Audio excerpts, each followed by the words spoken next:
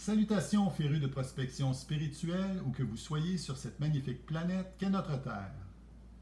J'invite le nouvel auditoire à consulter les capsules pépites numéro 1 sur 2 et numéro 2 sur 2 qui présentent cette chaîne, son présentateur et son contenu. Ces informations vous seront utiles pour apprécier à sa pleine valeur la présente capsule pépite et toutes les 36 autres de la série sur la vie. Pour accompagner la série sur la vie en fichier de format PDF, j'ai opté pour produire un concept de capsule pépite sous la forme de vidéo qui ne se substitue point au fichier PDF, mais les complète. Pour l'auditoire d'expérience dans notre genre de prospection de pépites spirituelles, aujourd'hui, il sera question de la capsule pépite numéro C7 sur 15 qui s'intitule Tome 3, le temps des tribulations, implication pratique des révélations bibliques de la fin, révélation numéro 6. Révélation numéro 6. Il fut même donné au faux prophète d'animer l'image de la bête, et l'image se mit à parler, et elle faisait mourir ceux qui refusaient de l'adorer. Examinons ce que nous révèle de plus le livre de l'Apocalypse au sujet de la bête, et je cite Apocalypse chapitre 12, versets 7 et 8. Il fut même permis à la bête de faire la guerre à ceux qui appartiennent à Dieu et de les vaincre. La bête reçut autorité sur tout peuple, toute tribu, toute langue et toute nation. Tous les habitants de la terre l'adoreront, tous ceux dont le nom n'est pas inscrit depuis l'origine du monde dans le livre de vie de l'agneau égorgé. Fin de la citation. Mon premier commentaire lucide est qu'il ne nous donnera rien de tenter de fuir. Mon second commentaire est que le peuple de ceux qui ont choisi d'appartenir à Dieu seront vaincus, mais que si nous demeurons fidèles au commandement de Dieu jusqu'à la fin, quoi qu'il advienne, nous triompherons avec le retour du Christ sur terre et nous vaincrons avec lui, tel que le rapporte le livre de l'Apocalypse, chapitre 17, verset 14, et je cite, « Les 10 rois, le faux prophète et la bête feront la guerre à l'agneau, mais celui-ci les vaincra, car il est le Seigneur des seigneurs et le roi des rois. Les siens, ceux qu'il a appelés et élus, ceux qui lui sont fidèles, vaincront avec lui. » Fin de la citation. Mon troisième commentaire est « Avons-nous tout fait ce qu'il faut pour que notre nom soit inscrit dans le livre de vie de l'agneau égorgé?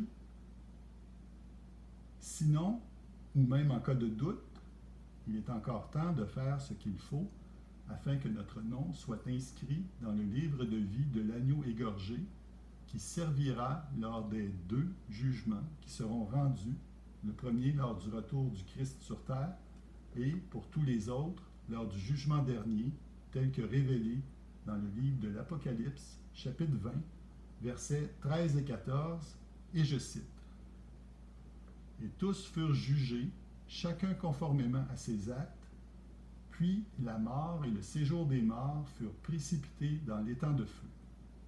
Cet étang de feu, c'est la seconde mort.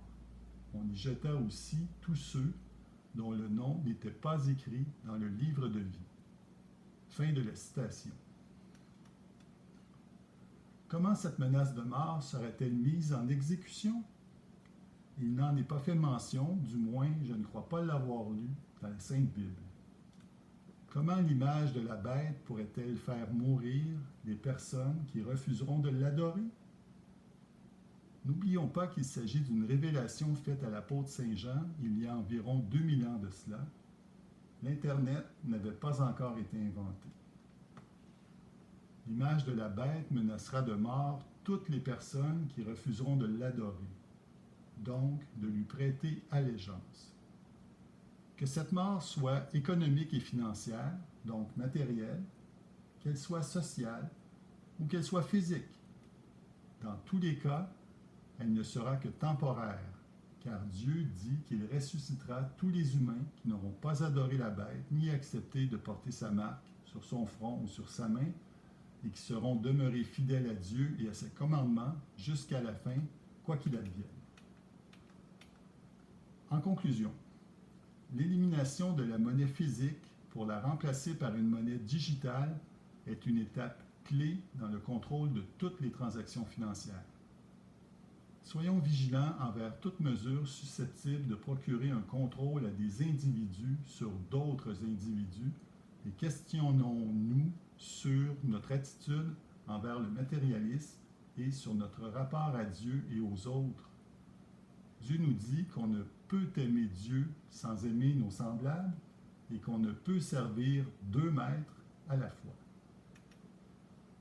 En terminant, pour en apprendre davantage sur le sujet abordé, je vous invite, si ce n'est déjà fait, à télécharger gratuitement les fichiers en format PDF que vous trouverez à l'intérieur de la capsule Pépite numéro 1 sur 2 et à lire dans l'ordre croissant des tomes la trilogie Série sur la vie. Une œuvre fondamentale et pratique d'une vingtaine de pages de contenu par tome que j'ai écrite. Elle relate ma compréhension de plusieurs aspects importants de la vie, du sens profond de l'expérience humaine, du dessein de Dieu, et qui partage les réponses trouvées aux questions fondamentales: qui sommes-nous? D'où venons-nous? Quoi faire de notre vie? Bonne lecture, merci de votre écoute, et à la prochaine capsule Pépite numéro C8 sur 15, tome 3, le temps des tribulations, implication pratique des révélations bibliques de la fin, révélation numéro 7, Tourloupe.